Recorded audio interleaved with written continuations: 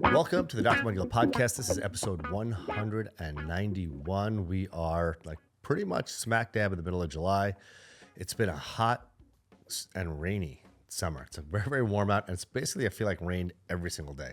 But it's also, little spatterings of rain, and then it gets sunny. But when I looked at the weather forecast on my iPhone this past weekend, it was literally rain every single day for the next 9 days. But that being said, it is nice, sunny, and hot. I think the weather's going to break a little bit, so that is very nice. But I had a couple of podcasts in a row where I was trying to exude all kinds of positivity and love. But UnitedHealthcare has done it again. There was an article in the New York Times that came out earlier this week, which I don't maybe it came out last week. I don't know when it came out. Well, I'll tell you exactly when it came out. It came out on July 12th. Basically, the article sums up how UnitedHealthcare is trying to silence any of its critics because there are many, many, many critics of UnitedHealthcare. So I'm actually going to, initially I was just going to kind of share little excerpts of this article with you, but it's so expansive and captures so many things that we've discussed before on the podcast that I think I'm going to read it in its entirety. So I'm sorry if I'm boring you. You can actually check out for the next, or fast forward the next couple of minutes and then check back in if it's boring hearing me read. But here goes. UnitedHealth's campaign to quiet critics. The company has invoked the murder of an executive last year to complain about coverage in news outlets, on streaming services, and on social media. Mary Strauss, a filmmaker in Wisconsin, logged onto Amazon's video streaming service in late May so she could share a link to her latest project, a docuseries that harshly criticized the U.S. healthcare industry. She was surprised to see that her video had vanished. Ms. Strauss had no way of knowing it, but the video had been taken down after a law firm working for UnitedHealth Group, one of the country's largest healthcare companies, sent a letter warning Amazon and another streaming service, Vimeo, that the video was defamatory. It was the latest salvo in an aggressive and wide-ranging campaign to quiet critics. In recent months, UnitedHealth has targeted traditional journalists and news outlets, a prominent investor, a Texas doctor, and activists like Ms. Strauss and her father, who complained about a UnitedHealth subsidiary. In legal letters and court filings, UnitedHealth has invoked last year's murder of Brian Thompson, the chief executive of the company's health insurance division, to argue that intense criticism of the company risks inciting further violence. The tactics have had an impact. Amazon and Vimeo both removed Ms. Strauss's film. The Guardian postponed publishing an investigation of the company after UnitedHealth sued over a previous article it said was defamatory. UnitedHealth joins a growing group of companies and wealthy individuals, including President Trump, who are using legal threats and lawsuits to deter or penalize criticism. Over the years, there have been scattered examples of embattled companies such as Purdue Pharma, the maker of the highly addictive painkiller OxyContin, deploying legal offensives against a broad spectrum of journalists and critics, said Lee Levine, a retired First Amendment lawyer who has defended news outlets including the New York Times. Some version of this has been going on for a long, long time, Mr. Levine said, but he added, the incidence of it has increased. For UnitedHealth, the stakes are high. In recent years, the company has been the subject of extensive investigative reporting into its billing practices and denials of patient care, among other things. It faces a variety of federal, criminal, and civil investigations, including into potential Medicare fraud and antitrust violations, the Wall Street Journal has reported. Negative publicity may adversely affect our stock price, damage our reputation, and expose us to unexpected or unwarranted regulatory scrutiny. UnitedHealth noted in its most recent annual report. The company shares have declined 40% over the past year. That makes me smile, actually. Eric Hausman, a spokesman for UnitedHealth, defended the company's efforts. The truth matters, and there's a big difference between criticism and irresponsibly omitting facts and context, he said in a statement.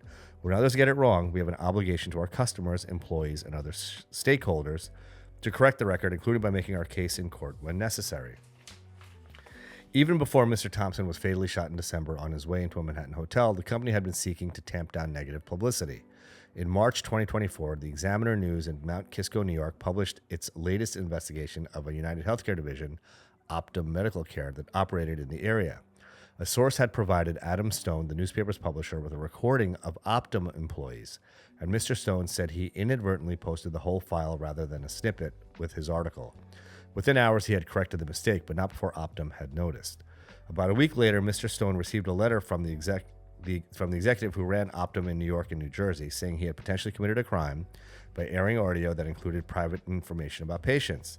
The executive demanded that Mr. Stone destroy the audio and said the company might seek a court injunction barring him from continuing to publish it. Mr. Stone replied that he would not destroy the audio.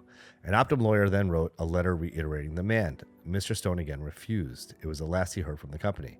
The aim was to use scare tactics to intimidate, Mr. Stone said. UnitedHealth's efforts intensified after Mr. Thompson's murder. In early January, Dr. Elizabeth Potter, a plastic surgeon in Austin, Texas, posted a self-made video on TikTok and Instagram that described how she had interrupted breast reconstruction surgery to respond to a phone call from UnitedHealth about whether the insurer would cover a patient's stay at a hospital. The call had come to the operating room's phone line, leading her to believe it was urgent. Insurance is out of control, Dr. Potter said in the video. I have no other words. The short video was viewed millions of times and attracted hundreds of thousands of likes on social media. About a week later, Dr. Potter received a 6-page letter from the law firm Claire Locke, which UnitedHealth had retained as defamation counsel. The letter claimed that she had distorted the circumstances of the phone call and that her video was libelous. It noted that some commenters were responding to her post by celebrating Mr. Thompson's murder. The letter demanded that she retract her video and apologize.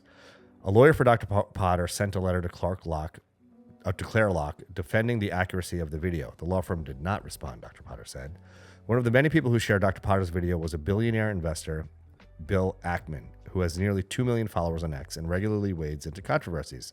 In a post accompanying the video, he suggested that investors should bet against UnitedHealth stock and that the Securities and Exchange Commission should investigate the company. The post brought even more attention to Dr. Potter's video. Mr. Ackman soon heard from Claire Locke.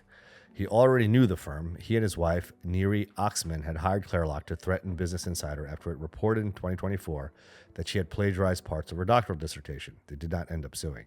Now, though, the roles were reversed. One of the firm's co-founders called an aide to Mr. Ackman and told him that the video included falsehoods, and UnitedHealth contacted the SEC to complain that Mr. Ackman was trying to drive down the company's stock price.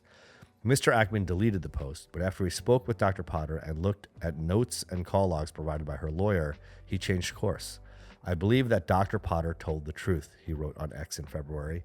He accused UnitedHealth of brazen attempts to silence UNH's critics. Claire Locke never followed up with him.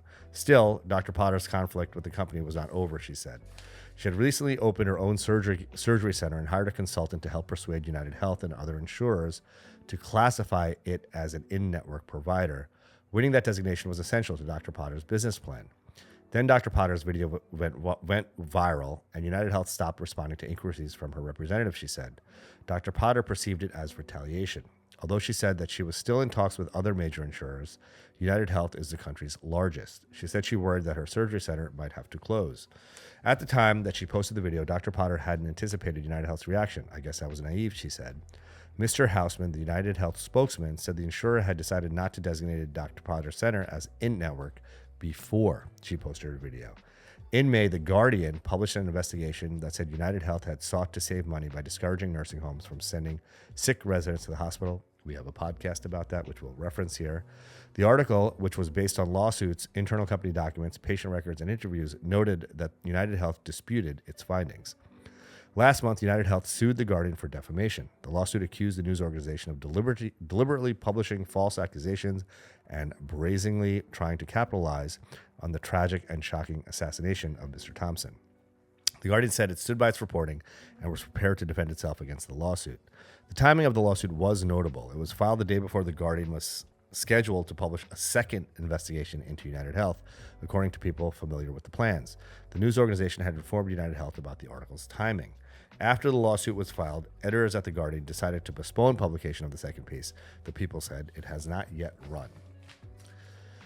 It was around this time that Miss Strauss, the filmmaker from Wisconsin, logged onto Amazon's video streaming service to get a link to share with a friend. Miss Strauss and her father, Dan Strauss, who had helped run a small chain of pharmacies in Wisconsin, had hoped that the docuseries called Modern Medical Mafia would reveal the inner workings of drug industry middlemen known as pharmacy benefit managers, or PBMs. One of the largest PBMs, OPTUM RX. I have several posts and podcasts about that, which we'll also reference, is a United Health subsidiary. The show's central premise was that PBMs operated like an organized crime ring, using their dominant market positions to push prescription prices even higher. The first episode included interviews with 2 congressmen and several prominent critics of PBMs and featured computer-generated animations of shadow-cloaked businessmen and gangsters. A trailer for the series went online last year, and UnitedHealth learned that it was going to be available on platforms including Amazon Prime Video. In January, Claire Locke flagged UnitedHealth's concern in a letter to Amazon's outside counsel. The episode nonetheless became available on Prime Video this spring. On May 21st, Claire Locke wrote again to Amazon's lawyers. The 16-page letter claimed that the docuseries spreads a vociferous and false screened in a thinly veiled call to violence for anyone who is dissatisfied with the American healthcare system. Recent history in Brian Thompson's murder demonstrates the devastating and irreversible consequences of ginning up such hatred with false claims designed to inspire violence. The letter said the video violated Amazon's terms of service and should be removed, in part because it doxed our client's physical address by showing street sign for OPTUM Way in Minnesota. Within days, the video, which had no more than a few hundred views, had been removed from Prime Video. Ms. Strauss contacted Film Hub, the company that had helped place the documentary on the platform, to ask why. Channels occasionally decline and remove titles that they are not aligned with their ever-changing content policies. Film Hub responded, noting that Amazon's decision was not subject to appeal. And Amazon spokeswoman Katie Barker said in a statement that Film Hub decided to have Modern Medical Mafia removed after Amazon flagged its low video quality. Film Hub executives did not respond to requests for comment. In early June, Ms. Strauss received an email from Vimeo, where Modern Medical Mafia had also been available for streaming. This content was removed due to a complaint Vimeo received concerning defamation, the email said. Vimeo is not able to evaluate the truth or falsity of such a claim, and it asks that you resolve the dispute directly with the complainants, OptumRx, and United Health Group. To Ms. Strauss, UnitedHealth's determination to get her video taken down showed that she and her father were exposing the truth. They're intimidated by what we were saying, she said. The video remains available on YouTube. We'll give you the link for it so you can watch it, which said it has not received a request to remove it, and Ms. Strauss said she planned to upload the rest of the series to the platform later this year. As you've heard me say many times over, the most important part of any anti-aging skin regimen is using a proper sunscreen, namely one that's at least an SPF 30 and contains titanium or zinc or both. I couldn't be more excited to announce the launch of these 2 amazing Dr. Mudgill brand sunscreens. One is tinted, one is non-tinted, depending on what your preference is. I also have an amazing hydrating and moisturizing serum, which your skin is absolutely going to love. There's a link in the description below, which you can click to check out the products. You are going to love them as much as I do. Well, there you have it. United Health is a bad, bad company.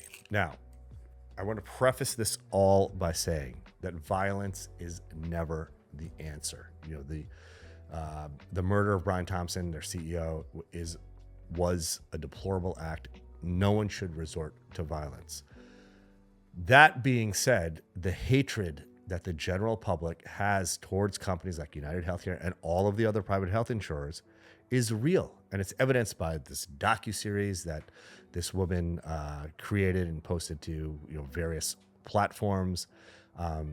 Dr. Potter, who is a plastic surgeon, her video is real. Those are all like true events that happen to doctors and patients. And UnitedHealthcare will do everything in their power to silence their critics. Isn't it curious to you that the mainstream media outlets like CNN and Fox News and ABC and CBS, that there's not some kind of story every day about how private health insurers are literally effing over patients and their doctors that care for them? I mean, they're literally, you can fill up every minute of every news show with ways in which UnitedHealthcare and other companies have literally, pardon my French, fucked over patients and the doctors who care for them. UnitedHealthcare is a vile, disgusting, deplorable, spineless, heartless, immoral institution. That's the bottom line. The only way they make money is off the backs of patients and their providers. They make money by denying patients benefits, by not releasing the premium payments that are, they're sort of sitting on like a pot of gold, and they make profits by denying doctors payments for services that they already rendered. As I've said before, we see a patient, we submit our claim, and then UnitedHealthcare will deny the claim, will say they need notes to review. They'll do everything that they can to delay payment or to deny payment. It's a disgusting, vile system. Do you ever wonder why you have such a high deductible? You know, health insurance for family, like 20 years ago, used to cost like several $1,000s to cover your whole family. Now it's like $25,000, $30,000, $40,000, $45,000 to cover a family. And every insurance plan has a high deductible. You know why that is?